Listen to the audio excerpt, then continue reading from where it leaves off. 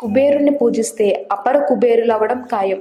ఈ విశ్వంలో సంపద ఏదైనా అది ఏ రూపంలో ఉన్నా దానికి అధిపతి కుబేరుడే. పద్మ, మహాపద్మ, శంఖ, మకర, కశ్యప, ముకుంద, కుంద, నీల, వర్చస అనే నవనిధులు ఆయన ఆధీనంలో ఉంటాయి. సాక్షాత్తు శ్రీమన్నారాయణుడి అర్చావతారమైన శ్రీ వెంకటేశ్వర స్వామి కూడా తన వివాహానికి అవసరమైన ధనాన్ని ఈయన నుంచే అప్పుగా తీసుకున్నాడు. అలాంటి కుబేరుడి అనుగ్రహం లభిస్తే అంతకన్నా అదృష్టం ఏముంటుంది? ఇంతకు కుబేరుడు ఎవరు? ఆయన ఎందుకు పూజించాలి? కృతయుగంలో బ్రహ్మపుత్రుడైన పులస్త్యుడు అనే బ్రహ్మర్షి ఉండేవాడు.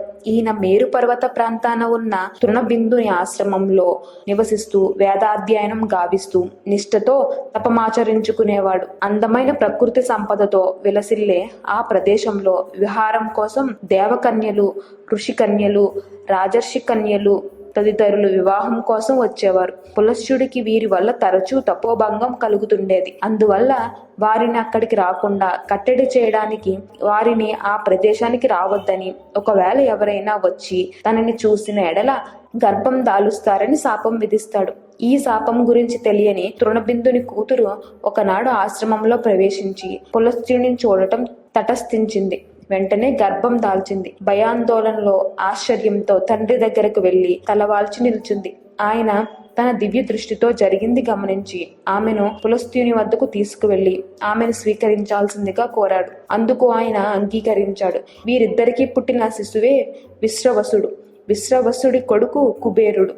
కుమారులైన మణిగ్రీవ, నల కుబేరులే కాకుండా అనేక మంది దేవతలు ఆయనను పూజిస్తుంటారు. ఇంతటి తరగని సంపదను తన ఆధీనంలో పెట్టుకుని తనని పూజించిన వారిని మాత్రమే ఆయన అనుగ్రహిస్తాడని అంటారు. ఈ కారణంగానే చాలా మంది ఆయనను దీపావళి రోజున పూజిస్తుంటారు.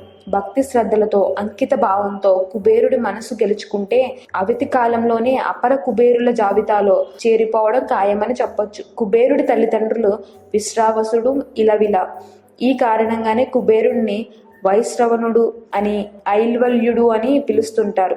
తన కఠోరమైన తపస్సుచే బ్రహ్మదేవుడిని మెప్పించి ఆయన అనుగ్రహంతో అష్టదిక్పాలక పదవిని, నవనిధులకు అధిపతి స్థానాన్ని సంపాదించాడు. కుబేరుడు ఒక చేతిలో గదను కలిగి ఉండి మరొక చేతిలో ధనాన్ని ప్రసాదిస్తూ కనిపిస్తాడు.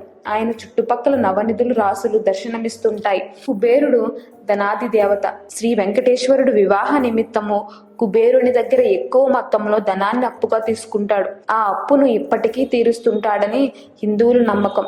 సిరి సంపదలకు, నవనిధులకు అధిపతి అయిన కుబేరుడు ఉత్తర దిక్పాలకుడు, లోకపాలకుడు, ధనాదుడు, ధనాధిపతి, యక్షరాజు, రాక్షసాధిపతి, భూతేశుడు, గుహ్యకాధిపతి, కిన్నెర రాజు, మయరాజు, నరరాజు. అధ్వర్ణ వేదం ప్రకారం ఈయన గుహ్యదిపుడు కూడా. కుబేరుడు అనగా అవలక్షణమైన లేదా అవలక్షణాలన్న శరీరము కలవాడు. బేరము అంటే శరీరం అని అర్థం. పేరుకి తగ్గట్టుగానే ఈయన పొట్టిగా, మరుగుజ్జుల, పెద్ద కుండ వంటి పొట్టతో, 3 కాళ్ళు, ఒకే కన్ను, 8 పళ్లతో ఉంటాడని మన పురాణాల్లో చెప్పబడింది. శ్రీ విష్ణు ధర్మోత్తర పురాణం ప్రకారం కుబేరుడు రత్న గర్భుడు. బంగారు వస్త్రాలతో, మనులు పొదకబడిన బంగారు ఆభరణాలతో ఉంటాడు. ఈయన ముఖం ఎడమవైపుకి వాలినట్టు ఉంటుందని, మీసం గడ్డం కలిగి ఉంటాడని, దంతాలు బయటకి వచ్చి వినాయకుని దంతాల వలె ఉంటాయని ఉంది. అదేవిధంగా శ్రీ శివ, మత్స్య, స్కాంద పురాణాల ప్రకారం కుబేరుని శరీరం మాత్రం వినాయకుని పోలి ఉంటుందని చెప్పబడినది. ఈ వీడియో మీకు నచ్చినట్లయితే లైక్ చేయండి, షేర్ చేయండి. మరిన్ని వీడియోస్ కోసం మా ఛానల్ని సబ్స్క్రైబ్ చేయండి.